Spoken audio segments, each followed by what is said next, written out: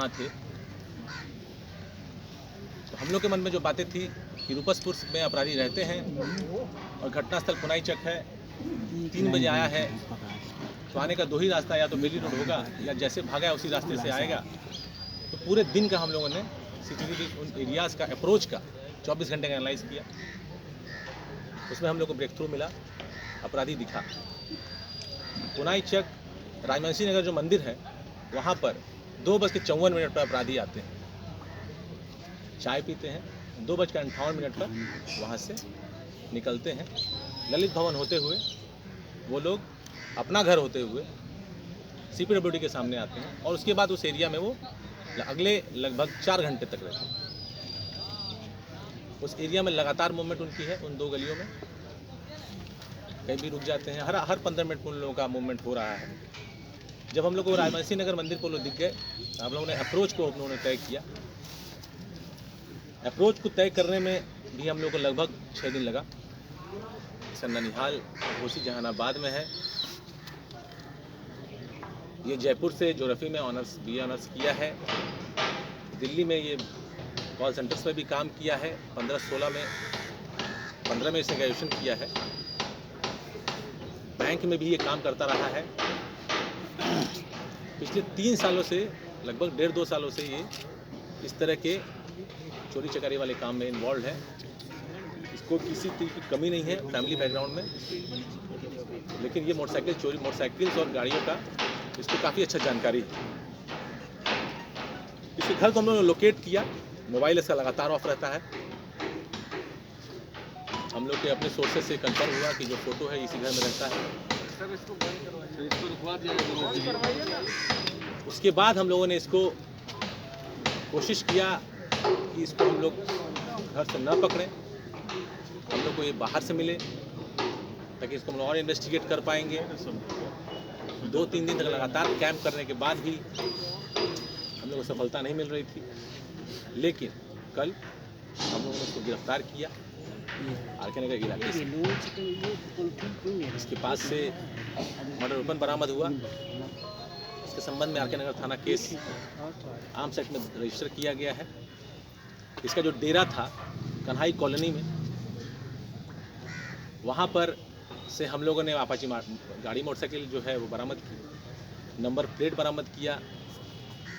जो कपड़ा पहन के हत्या की गई है वो ब्लैक जैकेट, वो ब्लैक और वाइट पट्टी वाला जूता, घड़ी पहना है जो फुटेज में आ रहा है वो, नंबर प्लेट्स, एक झोला लेके गया था जिसमें एक कपड़ा लेके गया था बदलने के लिए घटना के बाद, वो झोला बरामद हुआ है।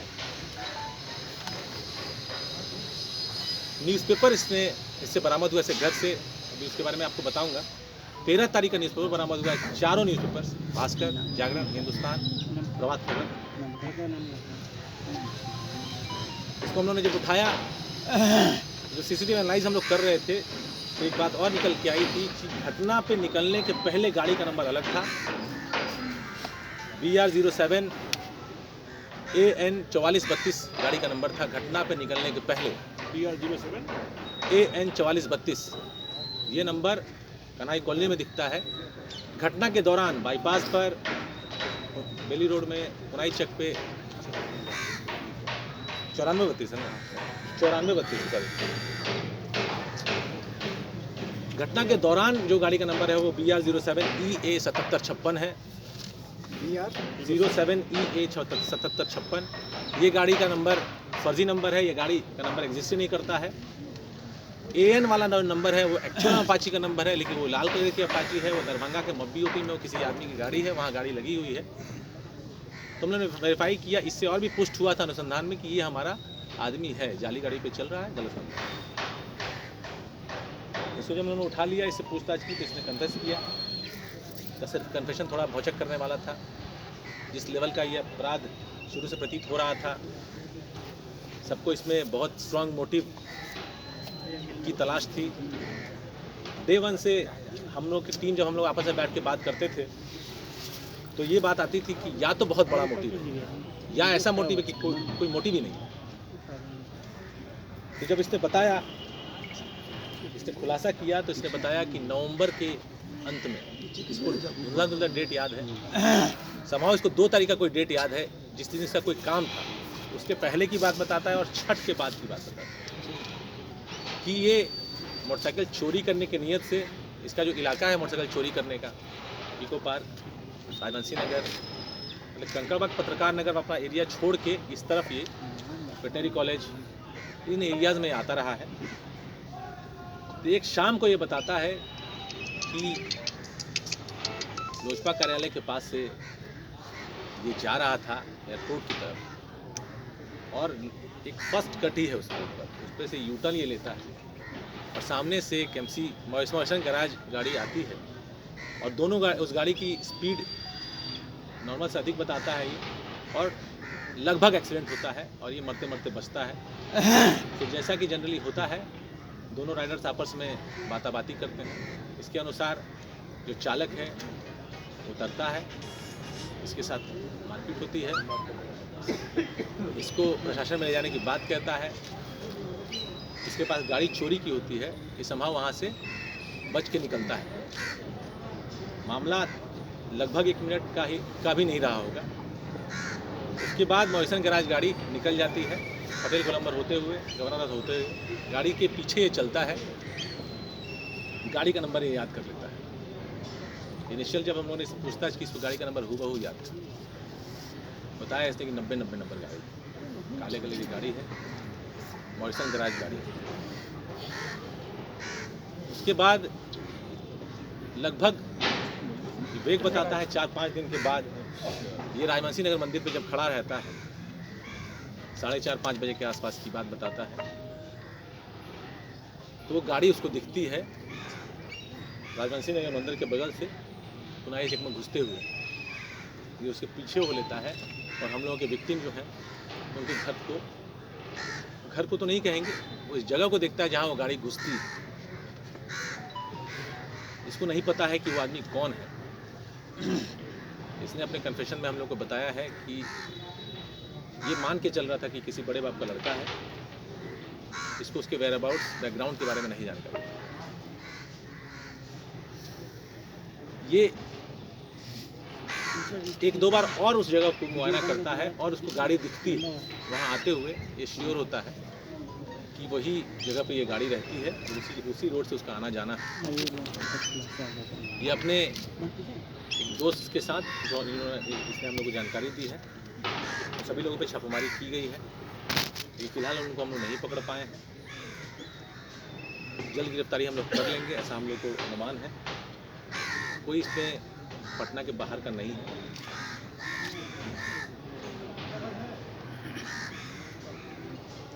घटना के दिन के पहले इसने 4 बार अटेम्प्ट लिया है। एक बार राजवंशी मंदिर के बाहर से जब घुसते हैं हम लोग पुनाई चक की तरफ, तो उस रोड में पीछा करके करने का, जिसमें कि गाड़ी तेज़ी से निकल गई है। एक बार जिस जगह पर टर्निंग है जहाँ घर की, उस टर्निंग पर से लेकिन पुलिस की गाड़ी की होने की वजह से वो नहीं हो पाया है। एक बार गाड़ी घर से निकली ही नहीं है, गाड़ी घर में पार्क, मतलब कि उस अपार्टमेंट में पार्क लगी हुई मिली है, उस दिन ये घटना नहीं हो पाई है। जिस दिन ये घटना घटी है उस दिन भी ये लोग लगातार मूवमेंट करते रहे हैं और अपार्टमेंट के सामने जाके देखा भी एक गाड़ी आई है कि नहीं आई। ये खुलासा तब हुआ जब हम लोगों ने डंप एनालिसिस किया और उस एनालिसिस में ना STF को ना हम लोगों को कोई नंबर्स नहीं मिल रहे थे जो कि उस वक्त एक्टिव रहे हों और उनका मूवमेंट सस्पिशियस रहा। हम लोग को उम्मीद थी कि अपराधी ने इनको पीछा किया होगा एयरपोर्ट से, या एयरपोर्ट से किसी ने सिग्नल दिया होगा और अपराधियों को कॉल आया होगा। घटना के टाइम पे दिखाई देता है कि 6:51 पे ये लोग R ब्लॉक दीघा रोड से सटे पुनाई चक के पास एक गैराज है, उस गैराज के पास से ये लोग पुनाई चक चाय मंदिर की चाय दुकान की तरफ बढ़ते हैं। CPWD कार्यालय के पास आते हैं 6 बज के लगभग 54 के आसपास, और उसके 2 मिनट के बाद 3 मिनट के बाद गाड़ी आती है और 6:58 में मर्डर होता है उसका पीछा करके। गाड़ी आने के पहले ये दोनों गाड़ियाँ अपना हेडलाइट ऑन कर लेती हैं। इनको दूर से पता चल जाता है कि गाड़ी आ रही है, वो हमारी गाड़ी है, MG हेक्टर है। जैसे गाड़ी क्रॉस करती है इसके पीछे ये लोग हो जाते हैं। इस बारे में ये लोग बताते हैं, जब हमने पूछा कि अगर 2-3 मिनट भी तुम लोग लेट हो जाते तो फिर तो टारगेट छूट जाता। इसने बताया कि सर 3-4 बार पहले भी छूटा था। तो इससे स्पष्ट होता है कि ये 4 बार पहले भी ट्राई किया था।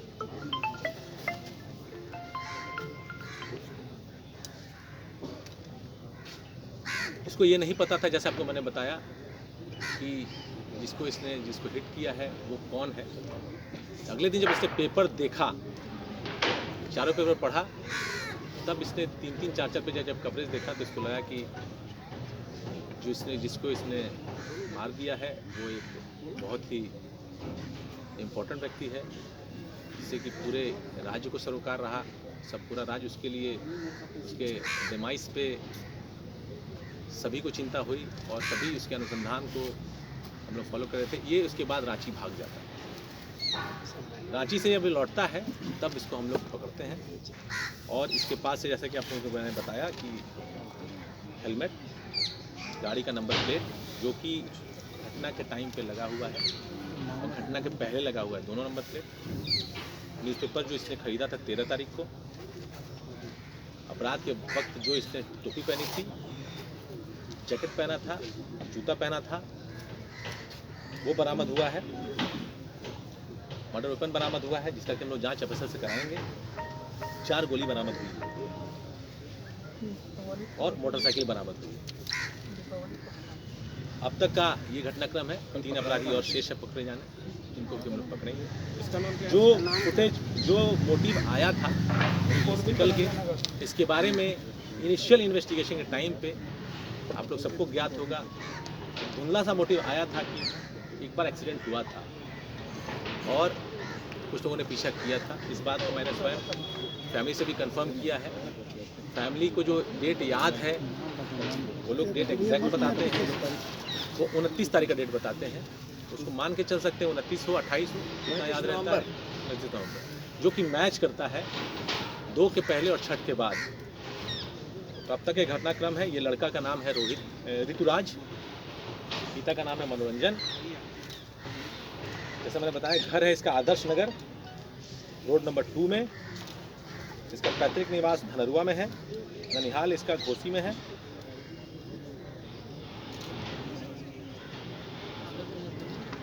इसका एक सहयोगी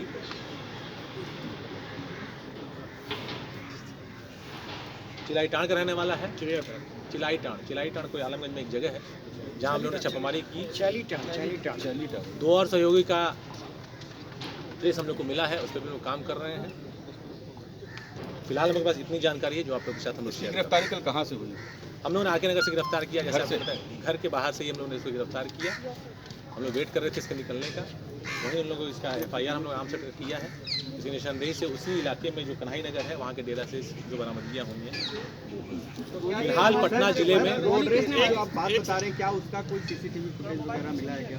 उसका एक सवाल हमें ये मैं कुछ बताना चाहा था, मैं एनीवेज कुछ चलिए बता रहे हैं। नहीं कुछ माइंड में आया। उपेंद्र जी, सवाल ये है कि आपने कहा कि रोड रेज हुआ था इसका नवंबर के आखिरी महीने में। आपने कहा कि उसने बताया कि मेरी कहा सुनी हुई, उसके बाद से फॉलो शुरू किया लोजपा कार्यालय के पास। तो जो लोजपा कार्यालय के आसपास CCTV फुटेज लगे हो, तो क्या वो CCTV फुटेज के आधार पे आपने इसके बात को माना या इसके कहने पे माना? इसके कहने पे मान रहे हैं, क्योंकि हमारे पास और कोई एविडेंस नहीं है इस वक्त। बिकॉज वो जगह जो है वो CCTV फुटेज के जद के बाहर है और समय आज की डेट में 2 महीने से ऊपर हो चुका है उस जगह का। 29 की बात है, 60 दिन से ऊपर हो चुका है। फुटेज होता तो एक अलग बात होती, लेकिन इसका जो मूवमेंट है, इस जो व्यक्ति है, ये व्यक्ति हम लोगों के इन्वेस्टिगेशन के बाद आया है। मोटिव ये बता रहा है और इसका मैं अभी आपको बताना चाह रहा था कि इसका आपराधिक इतिहास हम लोग खंगालने का प्रयास किए हैं। ये पटना के किसी जेल में फिलहाल जेल नहीं गया है और हम लोग अन्य जिलों से संपर्क में है कि कहाँ से और कहीं ये जेल गया है। मेरा सवाल ये है, इसने खुद मारी। हाँ, गोली इसने मारी। इसने कभी जिंदगी में पहले गोली चलाई नहीं है। पहले गोली नहीं चले। नहीं चली। इसे हथियार किसने उपलब्ध कराया? ये हथियार रखता था। हथियार रखता हथियार था। ये हथियार पहली बार इसको कहाँ से मिला, कब मिला? इसने खरीदा है हथियार, ये हथियार रखता था, हथियार रखने का शौकीन है। अच्छा। इसके फैमिली मेंबर्स को भी जानकारी कि हथियार रखता है।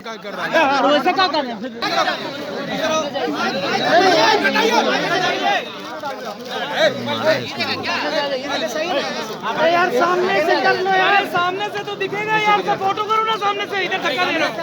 इधर से यूं कटा नहीं थी भाई, साइलेंस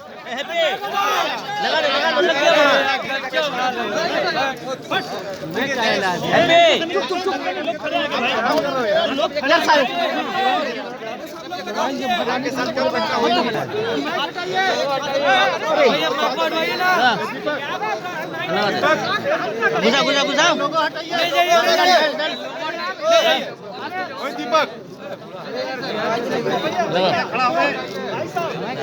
आपने कहाँ से खरीदा था इसका?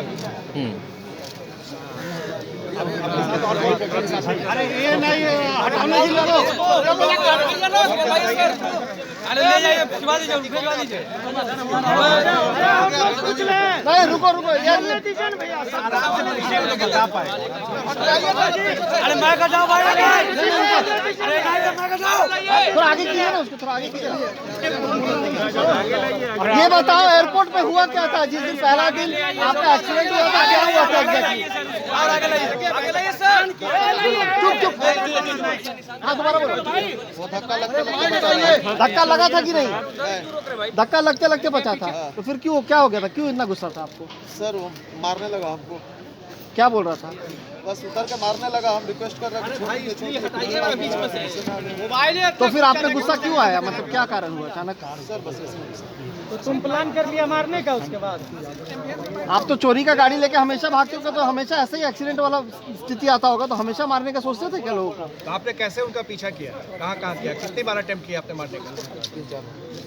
कैसे? मंदिर के पास खड़ा है, देखे उसको। आप पहचान गए थे उसको उतने देर में ही? हाँ गाड़ी से। जानते थे कि वो इंडिगो में मैनेजर है? नहीं वो ड्रेस पहनते थे हमेशा इंडिगो का। आप तो पढ़े लिखे हो, बाहर से ज्योग्राफी ऑनर्स की हो। ये नहीं। हाँ, इंडिगो का बैच रहता है, वो तो कोई भी देख के दूर से पता चल जाता है, कैसे नहीं पहचानते थे? गाड़ी का नंबर याद था आपको? है कुछ तो जानकारी आपने हासिल की होगी। किसके साथ था उस समय? गाड़ी का नंबर याद था आपको? हाथ पकीजिए ना आप।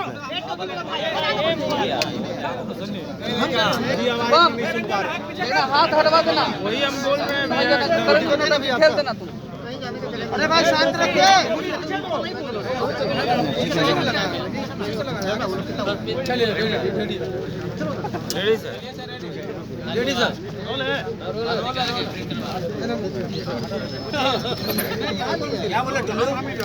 बोले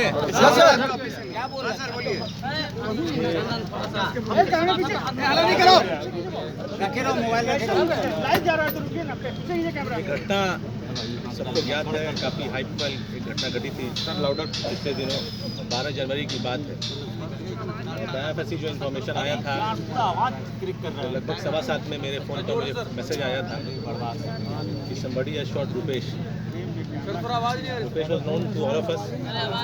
राजन बातें उनसे परिचित थे और मुझसे भी व्यक्तिगत बहुत बार उनकी मुलाकात है।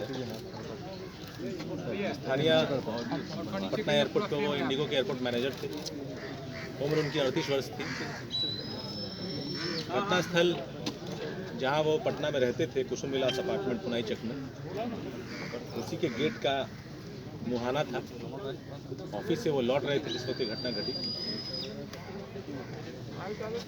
घटना का एग्जैक्ट टाइम जब अनुसंधान में हम लोग शुरू किए तब पता चला 6:58 में उनको अज्ञात अपराध कर्मियों द्वारा गोली मार दी गई। मॉरिसन गैराज गाड़ी थी उनकी, BR01 EY 9090। इस गाड़ी में वो सवार होकर आ रहे थे।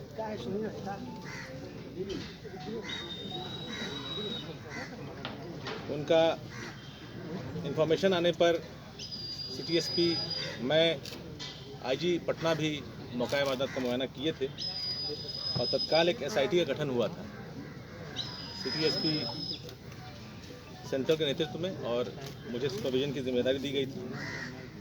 उसमें 2 DSPs थे, 4 थाना प्रभारी थे। पोस्टमार्टम इनका IGIMS में हुआ था। पोस्टमार्टम में इनके बॉडी से 6 गोलियां बरामद हुई थी। सारे बुलेट्स उनके बॉडी में लॉन्च थे। सारी इंजरीज उनको राइट साइड शोल्डर की तरफ से हुई थी।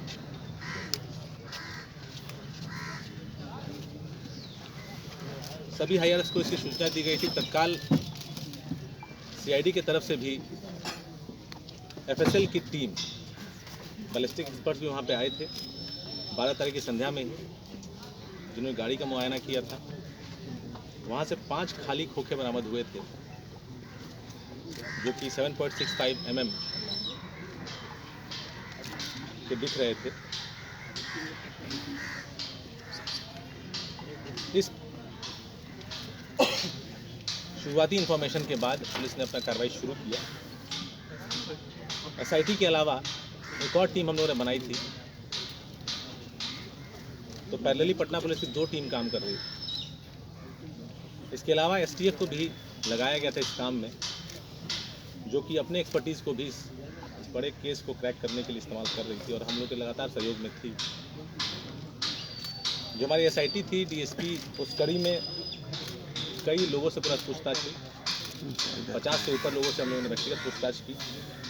उनके CDRs, उनके मूवमेंट्स, उनके पोटेंशियल मोटिव्स को खंगाला जाने लगा, रूल आउट किया जाने लगा। हम लोग उनको एलिमिनेट कर रहे थे, उनकी सहभागिता हो सकती है कि नहीं हो सकती है। इन्वेस्टर किसी भी मोटिव को हम लोगों ने इन्वेस्टिगेट करने से हम लोग कतराए नहीं, तो हम लोगों ने हर चीज़ को शक के दायरे में लाते हुए देखने का प्रयास किया। इनिशियल डेज में जो मोटिव्स निकल के सामने आ रहे थे, वो एक टेम्पो स्टैंड का विवाद था, इसको भी हम लोग डीपली इन्वेस्टिगेट किया। जो भी स्टेक होल्डर्स थे उनके कंडक्ट को इन्वेस्टिगेट किया। एक ठेकेदारी का विवाद भी लोग कयास लगा रहे थे, क्योंकि जो हमारे विक्टिम हैं इनके भाई और इनके बहनोई कुछ ठेकेदारी का भी काम करते थे। नहीं आ रहा। उस संदर्भ में डिफरेंट एजेंसीज के ऑफिसेस में भी पुलिस गई, जांच पड़ताल की। उसके अंदर कोई मिसचीफ, कोई फाउल प्ले अगर हुआ हो तो उसकी जानकारी लेने का प्रयास किया गया। कुछ एक ऐसी सूचनाएं आई कि कुछ ज़मीन के धंधे में भी ये लगे थे या ऐसा कुछ इनका इंटेंशन था, उसको भी वेरीफाई करने का प्रयास किया गया। ये काम पैरेलली चल रहा था, एक किसी दिशा को ये पकड़ नहीं रहा था। हमारी दूसरी टीम थी जो कि टेक्निकल टीम ही कह सकते हैं। वो काम डे 1 से 12 तारीख की संध्या से ही, जब से मैं फिर पहुंचा था, वो काम अपनी दिशा में लगातार अग्रसर था और बहुत सीक्रेटिवली वो काम चल रहा था। उसका कोई भी इनपुट किसी भी समय हम लोगों ने आप लोगों के साथ शेयर नहीं किया। इंटरेस्ट ऑफ इन्वेस्टिगेशन, सबसे पहले हम लोगों ने बेसिक से रिट्रीट की दिशा को फॉलो करने का प्रयास किया। घटनास्थल पे लगभग हम लोग उस रात 1:30 बजे तक 2 बजे तक थे। चूँकि इनिशियल कुछ टाइम मीडिया ने भी ले लिया था और हम लोगों को भी परिजनों का इनिशियल बयान, पोस्टमार्टम में हम लोग की जो व्यवस्था रही, उसके बाद इलाका पूरा सन्न हो चुका था, जिस वजह से हम लोग किसी से बातचीत नहीं कर पाए। तो अगले दिन से एक्चुअल काम शुरू हुआ और इनिशियल जो जानकारी है कि 2 मोटरसाइकिल पे 4 लोग थे। ठीक से नहीं हुआ। एक अपाची मोटरसाइकिल थी, एक पल्सर मोटरसाइकिल थी। 4 लोग उसमें दिखते हैं। जैसे ही गाड़ी कुसुम विलास अपार्टमेंट के गली में घुसती है, उसके ठीक पीछे अपाची घुसती है, उसके जस्ट पीछे पल्सर घुसती है। जो CCTV फुटेज है उसमें आवाज़ नहीं आती, लेकिन तुरंत कुछ सेकंड्स के बाद गाड़ियाँ दोनों वापस आती हैं और वो घटनाक्रम पूरा स्पष्ट होता है कि ये गाड़ी हमारे अपराधी हैं जिन तक हम लोग को पहुँचना है। उनको हम लोग ट्रैक किए और ट्रैकिंग में जो पब्लिक और जितने भी इंस्टीट्यूशंस हैं जो अपने CCTV लगाए हुए हैं, उनका काफ़ी सहयोग मिला। हम लोगों को एक CCTV देखने में काफ़ी समय लग जाता है, क्योंकि लोगों को परसुएट करना पड़ता है, लोगों को कॉन्फ्रेंस में लेना पड़ता है, सीक्रेसी मेंटेन करनी पड़ती है। तो हम लोग को इनिशियल 4-5 दिन लग गए रिट्रीट की दिशा को तय करने में अपराधी गोली मारकर पुनाई चेक से सीधे आर ब्लॉक दीघा रोड पर चढ़े थे। ठीक है। वहाँ से वो लोग उत्तर की तरफ महेश नगर पार करते हुए इंद्रपुरी की तरफ घुसे थे, जहाँ उन्होंने आर ब्लॉक दीघा रोड को छोड़ा था।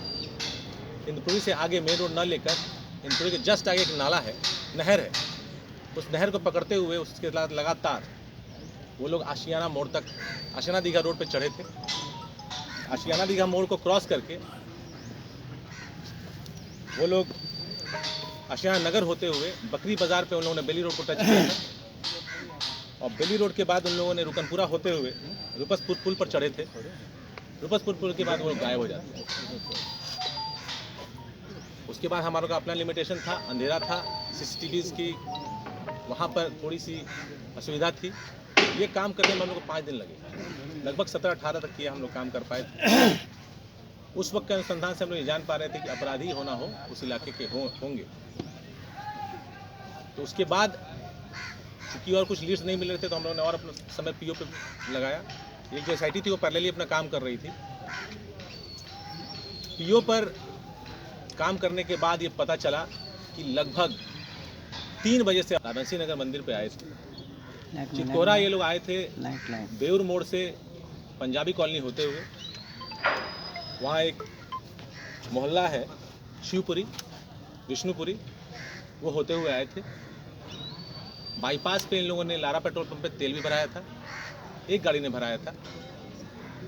उसके बाद ये लोग, हम लोग पीछे जा रहे थे इनका पीछा करते करते, कहाँ से आए हैं तो फोर्ड हॉस्पिटल के बगल की गली से ये लोग निकलते दिखे।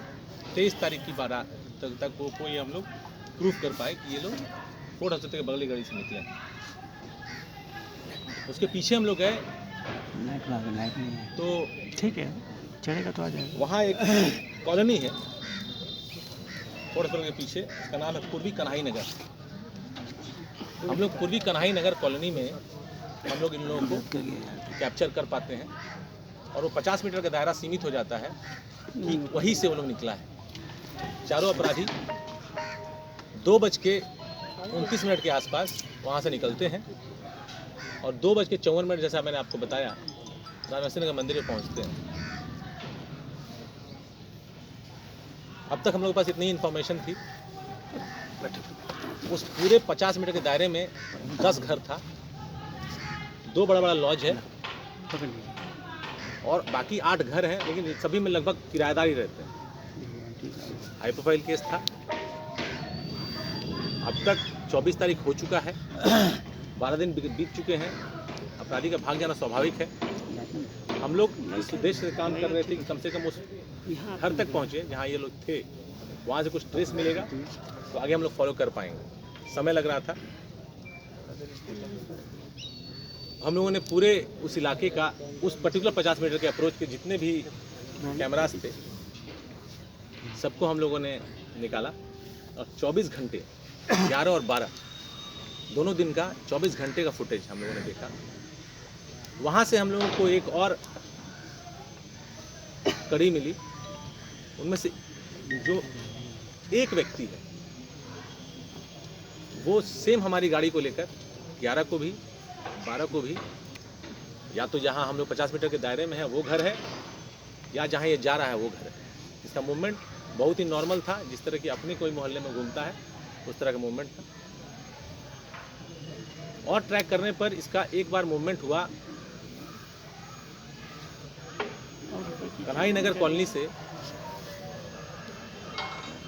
वहाँ एक ग्रैंड होटल बाईपास पर, ग्रैंड होटल के पास एक बाईपास पर अंडरपास है, उसको होते हुए ये भूतनाथ रोड होते हुए, भागवत नगर होते हुए, कुम्हरार पार्क के पास से कुम्हरार पुल पार करके बहादुरपुर गोलंबर पहुंचा, और वहां से आगे अलका कॉलोनी। अलका कॉलोनी में हम लोगों ने इसको और छोटे लोकेशन में, मतलब विदिन 10 मीटर से तो इसको उन्होंने पैक किया। ये लड़का यहाँ 10 मिनट के अंदर ही आया है, और वहाँ से हम लोगों ने उस घर को आइडेंटिफाई किया जिस घर में ये घुसा था।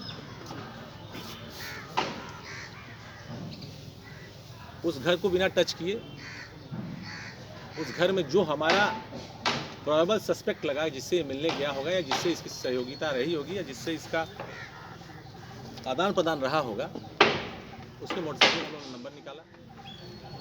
उस मोटरसाइकिल के नंबर से उस व्यक्ति का नंबर निकला। उस व्यक्ति के नंबर को एनालाइज करने के बाद एक नंबर मिला जो लगभग 6-7 को उससे बात किया था, और उस नंबर का लोकेशन, उस नंबर का एड्रेस आरके नगर का है। आरके नगर और कन्हाई नगर लगभग एक ही इलाका है। जब लोकेशन और एड्रेस सेम हो जाता है तो उसको सच मान के चलना चाहिए कि वो सही आदमी के पास सही नंबर। इस तरह से हम लोग उस इलाके में पहुंचे और हम लोग को लगा कि हमारा जो टारगेट है वो यहीं पर है। तो CDR को जब हमने एनालाइज किया जो टारगेट को, तो घटना के पहले से 1:30 बजे से मोबाइल बंद है। 2:30 बजे वो लोग घटना के लिए चले हैं, जैसा मैंने आपको बताया। मोबाइल रात भर बंद है। अगले दिन दोपहर 2:30 बजे मोबाइल थोड़ी देर के लिए ऑन होता है बैरिया में 13 तारीख को, और फिर मोबाइल बंद हो जाता है और फिर वो मोबाइल रांची में खुलता है। इससे हम लोग स्पष्ट हो गए कि he is the man we are searching for. ये पूरा काम करने में समय लगा क्योंकि 200 से ज़्यादा कैमरेज देखने पड़े, लगभग 600 GB से ज़्यादा डेटा हम लोग को रीड करना पड़ा। लगातार हम लोग अनवरत 3 बजे तक 4 बजे तक सुबह में ऑफिस से काम निपटाने के बाद ये काम करते रहे। समय लगा। 4000 से ज़्यादा CDRs हम लोग देखे, और जो जगह मैंने आपको बताया आरके नगर में, इसके नंबर निकलने के बाद, चूँकि वो नंबर ओरिजिनल था, वो नंबर में इसका एक्चुअल एड्रेस आया और फोटो भी आया। जो कस्टमर एप्लीकेशन फॉर्म होता है, फोटो भी आया, और वो फोटो मैच कर गया हमारे फुटेज से। और ये वही लड़का था जो अपाची में पीछे बैठा। इसके बारे में हम लोगों ने without much of public intervention ये कंफर्म हुआ। ये बात मैंने आपको अभी बताया कि धुंधली बात शुरू में आई थी। परिवार वाले ने 2 मोटिव बताया था। एक टेम्पो वाला बताया था, एक बार ये बात आई थी कि गाड़ी का एक्सीडेंट हुआ था, कोई लड़के पीछा किए, but it was so trivial motive to follow. That is why मैंने आपको बताया 2 टीम काम कर रही थी। SIT जो हम लोग ये काम कर रही थी, जितने मोटिव्स आ रहे थे उसके पीछे लगी थी। ऑफिस में जाना, लोगों से पूछताछ करना, उनका CDRs देखना, उनकी गतिविधियों को मॉनिटर करना, कोई राइवलरी देखना। ऐसी घटनाओं में जनरली जो मर्डर के केसेस होते हैं या तो नेम्ड होते हैं या अज्ञात होते हैं। अज्ञात होते हैं तो परिजनों को प्राइमा फेसी मोटिव बहुत क्लियर होता है। जब मोटिव क्लियर नहीं होता है तो या तो मोटिव इतना बड़ा है कि उसे क्लियर करने से दबाया जा रहा है, या मोटिव इतना छोटा है कि ऊपर निकल के नहीं। बाकी जो 3 है उनके आपराधिक इतिहास है क्या?